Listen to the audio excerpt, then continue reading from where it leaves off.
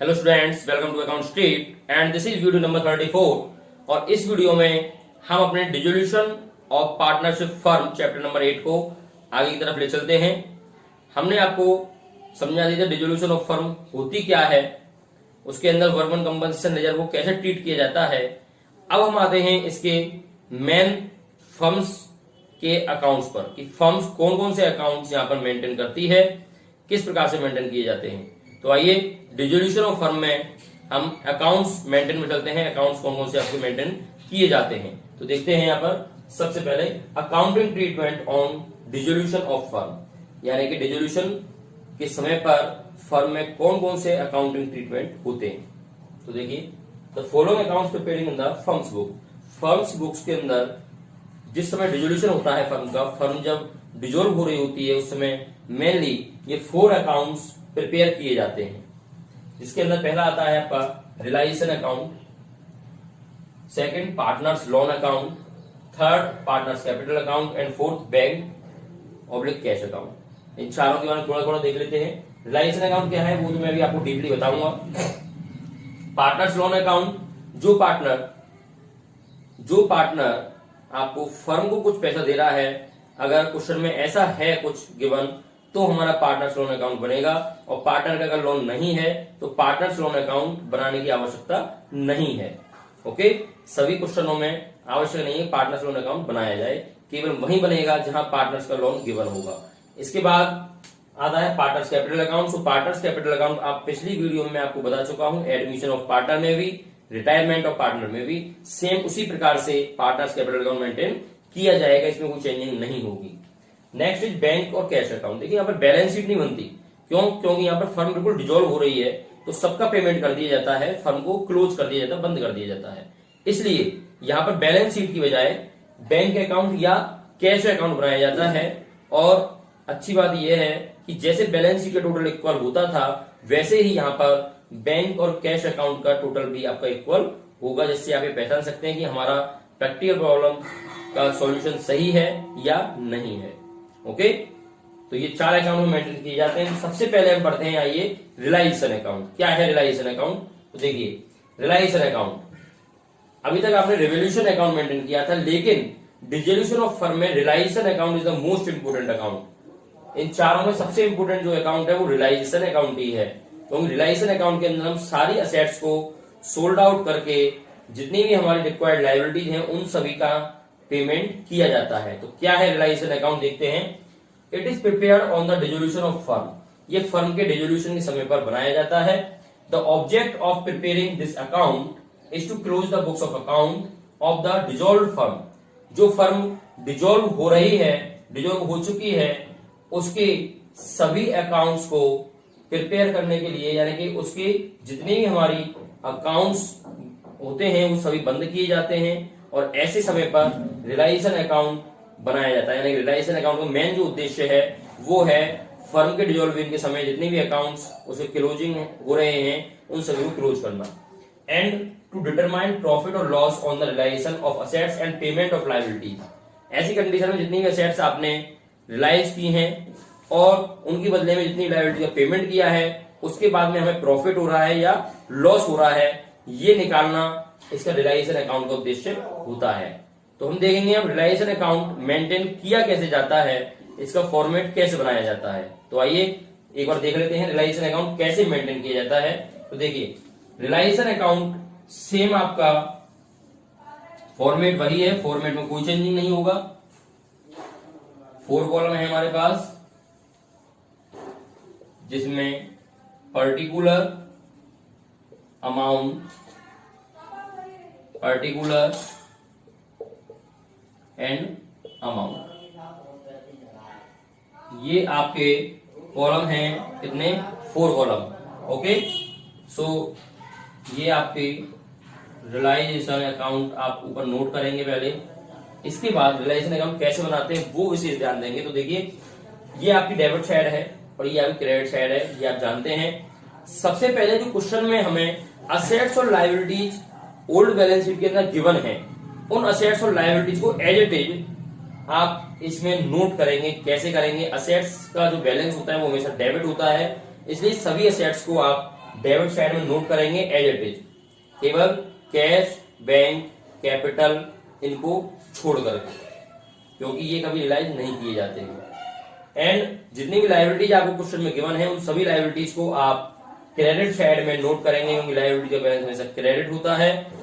तो सभी liability note की जाएंगी केवल डिस्ट्रीब्यूटेड आइटम को छोड़ करके, यानी कि P&L आइटम हो, जनरल रिजर्व हो, वर्कमैन कंपनसेशन रिजर्व हो, इस प्रकार के आइटम नोट नहीं किए जाएंगे। Capital account, current account note नहीं किए जाएंगे। अदर जितनी भी लायबिलिटीज है वो सभी लायबिलिटी नोट की जाएंगी। ओके, तो यहाँ पर जितनी भी लायबिलिटीज या असेट्स हमें गिवन होती हैं, सो एग्जांपल ले लेते हैं हम। मान लीजिए यहाँ पर मुझे असेट्स में दे रखी है टू बिल्डिंग, तो आप बिल्डिंग नोट करेंगे। टू प्लांट, प्लांट आप नोट करेंगे।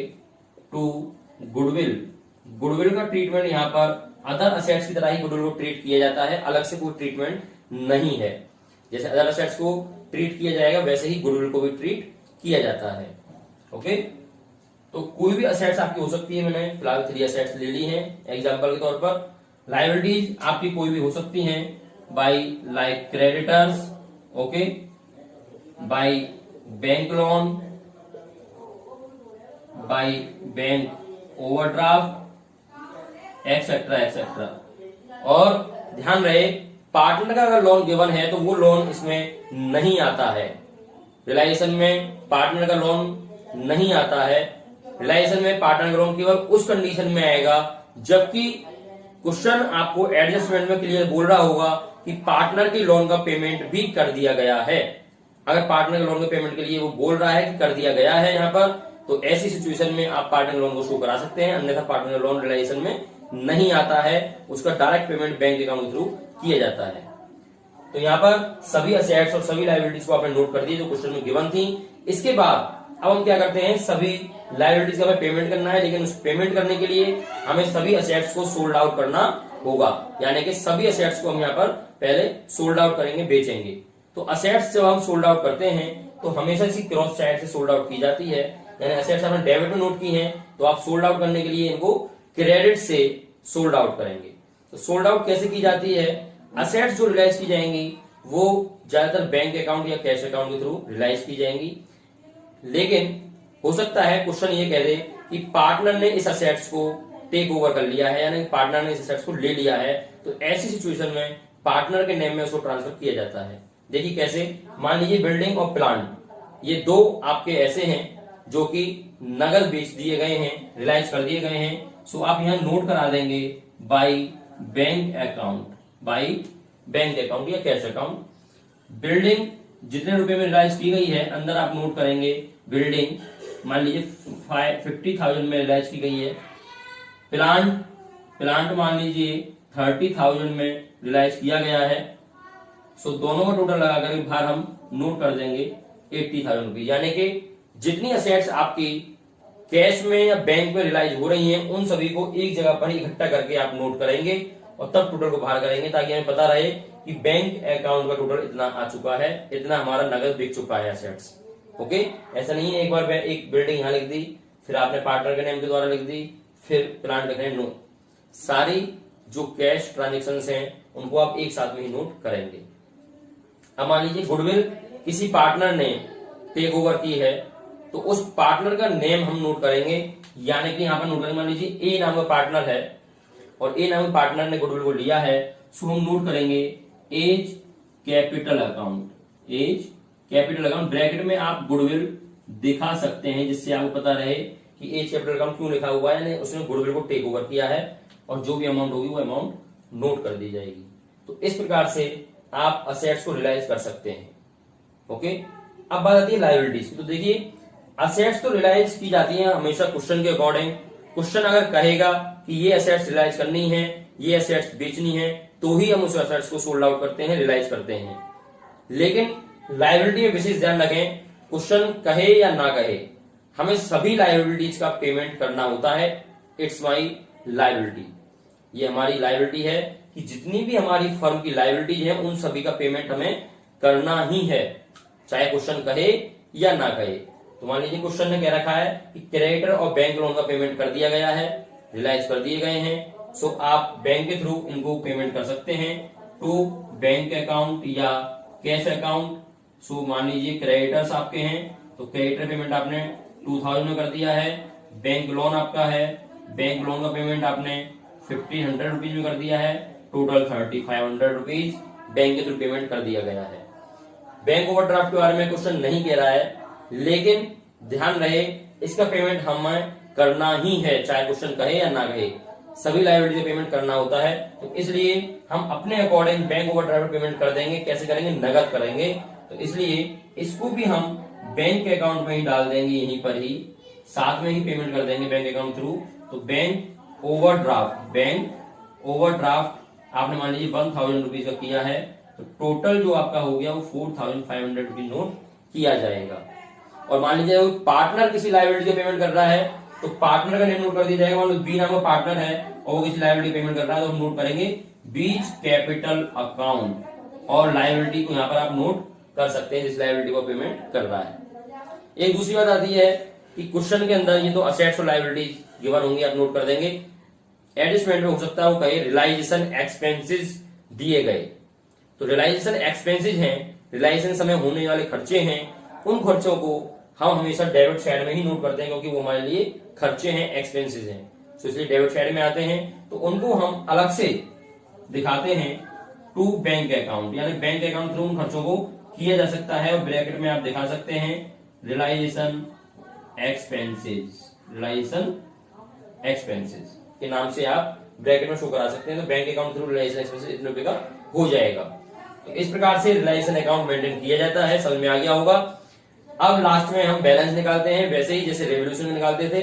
क्रेडिट साइड ज्यादा है, डेबिट कम है, तो आपको प्रॉफिट निकल के आएगा और इसको हम ट्रांसफर करेंगे to partners capital account, to partners capital account के नाम से शो कराया जाएगा। और जो भी पार्टनर होने वाले, दो पार्टनर ए और बी हैं, दोनों पार्टनर उनको प्रॉफिट शेयरिंग रेशियो डिस्ट्रीब्यूट कर दिया जाएगा और टोटल बराबर आमने सामने। और मान लीजिए अगर डेबिट साइड ज्यादा है, क्रेडिट कम है, सो आपका लॉस निकल के आएगा, उसको आप बाई पार्टनर्स कैपिटल अकाउंट में ट्रांसफर कर देंगे। दो पार्टनर अगर हमारे पास है तो दोनों पार्टनर्स की प्रॉफिट शेयरिंग रेशियो डिस्ट्रीब्यूट कर दिया जाएगा। तो इस प्रकार से आपका ये रियलाइजेशन अकाउंट मेंटेन किया जाता है। आई होप समझ में आ गया होगा। नहीं आया हो तो आइए एक प्रैक्टिकल प्रॉब्लम ले लेते हैं, उसके थ्रू हम करके देखते हैं रियलाइजेशन अकाउंट। तो आप ही की बुक टीएस ग्रेवाल एडिशन 2019 का प्रैक्टिकल प्रॉब्लम नंबर आपका 18 ले लेते हैं, रमेश एंड उमेश। तो आइए इसके थ्रू हम रियलाइजेशन अकाउंट एक आपको बनाकर दिखाते हैं। जिनके पास बुक नहीं है वो सामने स्क्रीन से क्वेश्चन को नोट कर सकते हैं। ये रहा क्वेश्चन आपकी स्क्रीन पर।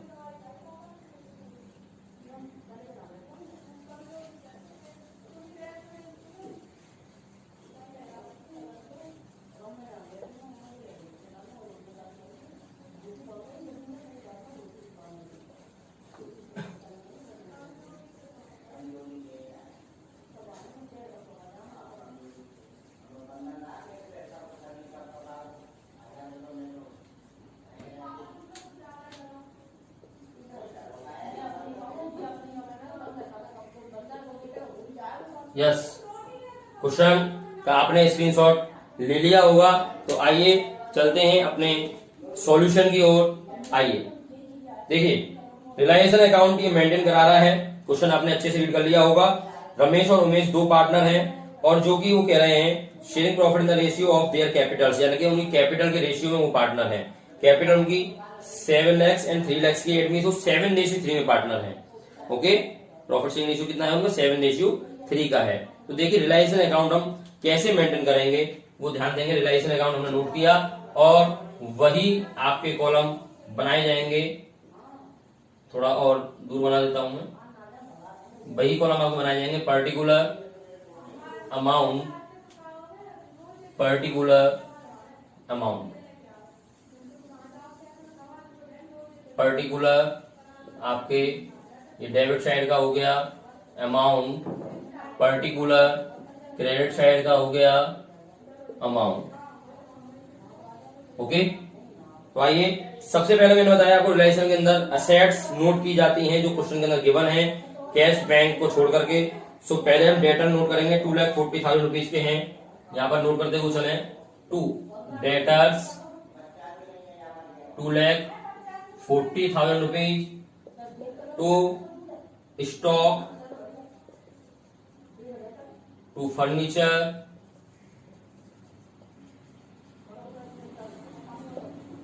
To machinery. बस यही असेट्स आपको गिवन है, इनकी अमाउंट नोट कर देते हैं। 1,30,000 का स्टॉक है, 2 लाख का फर्नीचर है एंड 9,30,000 की मशीनरी है। ओके, करंट अकाउंट नहीं आते हैं, बैंक कैश नहीं आते हैं। अब लायबिलिटी नोट करते हैं। क्रेडिटर्स आपके गिवन है बाई क्रेडिटर्स कितने के हैं? 1,70,000 rupees. Next is workman compensation reserve, इसमें नहीं लिखा जाएगा, जनरल रिजर्व नहीं लिखा जाएगा क्योंकि डिस्ट्रीब्यूटेड आइटम है। करंट अकाउंट और कैपिटल अकाउंट नहीं आते हैं।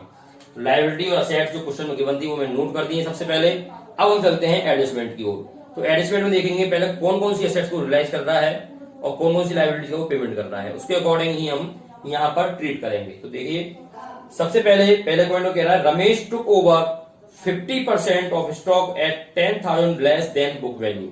इट मीन्स रमेश ने 50% का स्टॉक टुक ओवर किया है, लिया है और 10,000 रुपए कम में लिया है।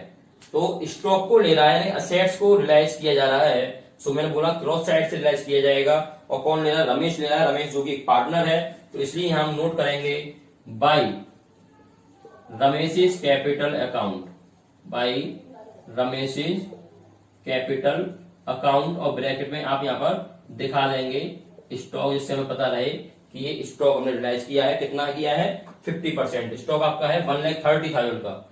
1,30,000 में 50% कितना होता है? 65,000 रुपीज।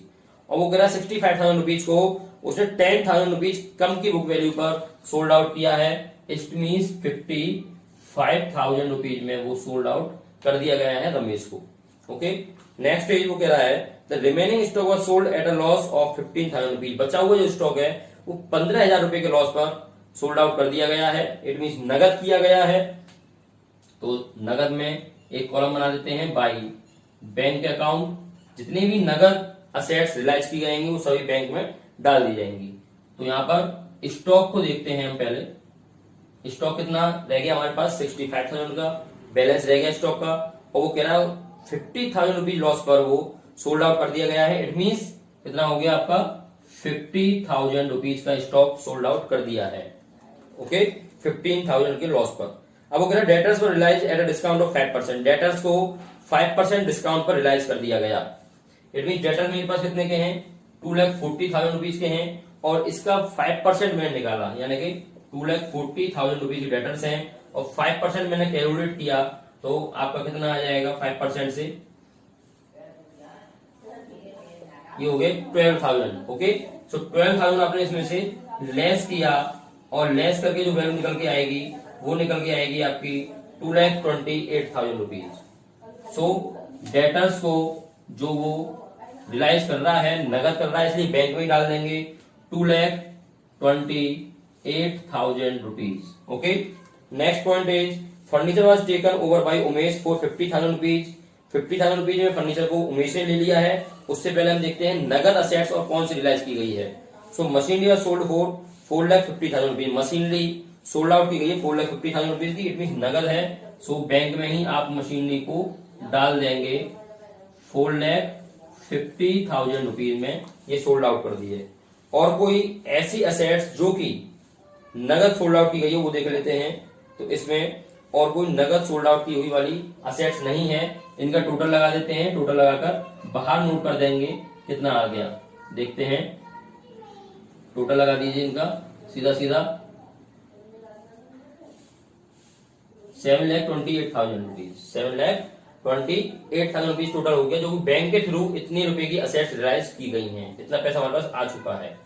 आइए, अब वो कह रहा था फर्नीचर उमेश ने टेकन ओवर किया है। सो हम नोट करेंगे by Umesh capital account. By Umesh capital account क्या लिया है उसने? फर्नीचर लिया है। तो फर्नीचर ब्रैकेट में आप शो करा देंगे कितने रुपए का लिया है? 50,000 का लिया है। सो 50,000 रुपीज आपने यहां पर नोट कर दिया। ओके, तो सेकंड एडजस्टमेंट कंप्लीट हो चुकी है। थर्ड एडजस्टमेंट वो कह रहा है क्रेडिटर्स और paid in full, creditors payment पूरा कर दिया गया है। तो ध्यान रहे क्वेश्चन अगर नहीं भी कहता क्रेडिटर्स पेमेंट के लिए तो भी हम क्रेडिटर्स पेमेंट करते, क्योंकि लायबिलिटी का पेमेंट बिना कहे ही किया जाता है। ओके, तो यहाँ पर क्रेडिटर्स पेमेंट, क्रेडिटर्स आपने लायबिलिटी क्रेडिटर शो कराई हुई है तो पेमेंट कहां से होगा, डेबिट साइड से होगा, क्रॉस साइड से होगा। तो यहाँ पर हम लिखेंगे टू बैंक अकाउंट, क्योंकि नगद पेमेंट आप कर रहे हैं, ब्रैकेट में क्रेडिटर्स शो करा देंगे क्योंकि और कोई लायबिलिटी नहीं है मेरे पास। कितनी, 1,70,000 rupees. Okay, there was an unrecorded bill for repairs for 1,60,000 rupees. 1,60,000 rupees का एक बिल है जो अनरिकॉर्डेड था, जो ऊपर गिवन नहीं है, उसका पेमेंट कर दिया गया है 1,40,000 रुपीज में। इट मीन ये भी नगद किया जा रहा है, तो इसको भी आप बैंक अकाउंट में ही शो करा सकते हैं। तो इसको हम इस प्रकार से करते हैं, क्रेडिटर्स को बैंक के अंदर शो करा देंगे, यानी कि क्रेडिटर्स 1,70,000 का पेमेंट किया गया और अनरिकॉर्डेड बिल को भी बैंक के थ्रू ही पेमेंट कर देंगे। अनरिकॉर्ड बिल आपका कितने रुपए पेमेंट किया गया है, 1,40,000। वो कितने का है उससे हमारा मतलब नहीं है, लेकिन पेमेंट कितना किया गया है उससे हमारा मतलब है। तो पेमेंट इतने का किया गया है, देखते हैं यहां पर टोटल लगाकर 3,10,000 रुपीज ये बैंक के थ्रू पेमेंट कर दिया गया है, इतने रुपए का। ओके, अब इसमें कोई भी एडजस्टमेंट नहीं है, सभी एडजस्टमेंट आपकी हो चुकी हैं। केवल अब हम देखेंगे यहाँ पर, ध्यान रहे अगर वर्कमैन कंपनसेशन पर कोई क्लेम होता तो क्लेम भी यहाँ पर हम नोट करते, लेकिन वर्कमैन कंपनसेशन पर कोई भी क्लेम नहीं है। आप लास्ट में जब सारी एडजस्टमेंट फिनिश हो जाती हैं तो हम एक बार देख लेते हैं कि कोई लायबिलिटी ऐसी नोट तो नहीं है हमारे पास जिसका पेमेंट नहीं किया गया है। तो केवल क्रेडिटर सी लायबिलिटी नोट थी और उसका पेमेंट हो चुका है, इट मीन्स डन। क्वेश्चन आपका कंप्लीट हो चुका है। अब वही बैलेंस निकालेंगे जैसे आप अभी तक निकालते हुए आए हो, जैसे रिवोल्यूशन निकालते थे वैसे इसका बैलेंस भी निकाल दिया जाएगा। सो आइए क्रेडिट साइड का पहले टोटल लगा देते हैं। क्रेडिट साइड का टोटल कितना हो गया आपका, 1,70,000 रुपए, 7,28,000 रुपीज, 50 और 55। तो टोटल लगा देते हैं रफली, अभी मैं रफली टोटल लगा रहा हूं केवल। ये टोटल हो गया आपका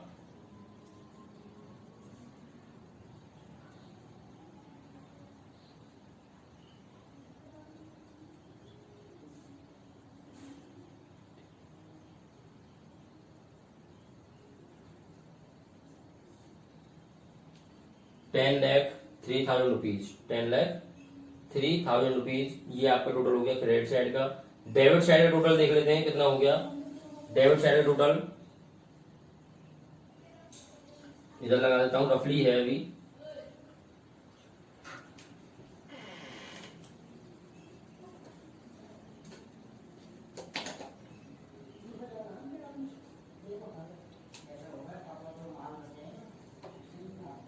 ये हो गया आपका 18,10,000 रुपीज।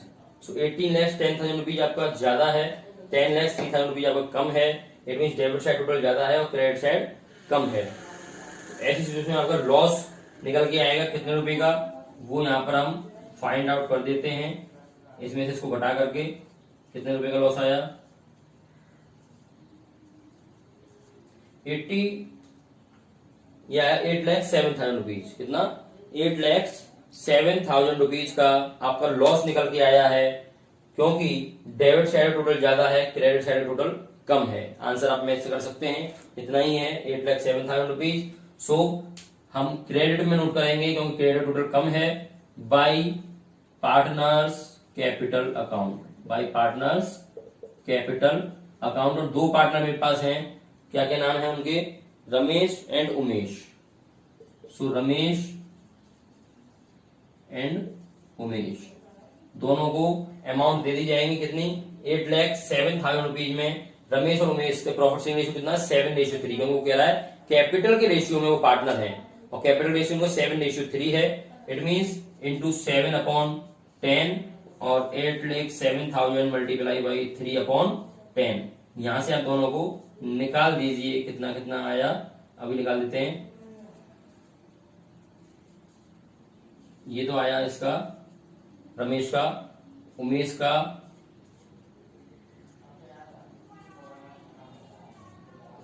ये आ गया आपका उमेश का, नोट करते हैं 5,64,900 एंड 2,42,100 रुपीज। ओके, नोट कर देंगे टोटल लगा करके, वही टोटल आएगा आपका 8,07,000 रुपीज। ओके, अब नेक्स्ट टोटल इक्वल करेंगे दोनों साइड का, जो आपको पता है कितना आएगा 18,10,000 रुपीज एंड 18,10,000 रुपीज। तो ये आपका कंप्लीट हो चुका है रियलाइजेशन अकाउंट। ये होता है रियलाइजेशन अकाउंट जो आपने बना दिया है पूरा। बस यही ध्यान रखना है हमें कि असेट्स अगर रिलाइज होंगी तो वो क्रेडिट से रिलाइज होंगी, लायबिलिटी से पेमेंट होगा तो वो डेबिट से पेमेंट होगा। बाकी रियलाइजेशन में कुछ भी नहीं है और बहुत अच्छे से आपके समझ में आ गया होगा। तो रियलाइजेशन अकाउंट से रिलेटेड जो भी प्रैक्टिकल प्रॉब्लम्स आपकी बुक में हैं उनको ज्यादा से ज्यादा करने का प्रयास करें। अगर कहीं किसी पॉइंट में कोई प्रॉब्लम आ रही है तो कमेंट बॉक्स थ्रू आप पूछ सकते हैं। ओके, नेक्स्ट वीडियो में हम बात करेंगे अब रियलाइजेशन अकाउंट से रिलेटेड सभी जनरल एंट्रीज की, क्योंकि जनरल एंट्रीज बोर्ड में ज्यादा आती हैं इस चैप्टर की। तो जनरल एंट्रीज के लिए हम बात करते हैं नेक्स्ट वीडियो में। तब तक आप रियलाइजेशन अकाउंट को अच्छे से स्ट्रॉन्ग कर लें, क्योंकि जिसको रियलाइजेशन अकाउंट स्ट्रॉन्ग हो जाएगा वो जनरल एंट्री को आसानी से कर पाएगा। ओके, वीडियो अच्छी लगी तो लाइक जरूर करें, सब्सक्राइब करें, शेयर करें। Thank you so much.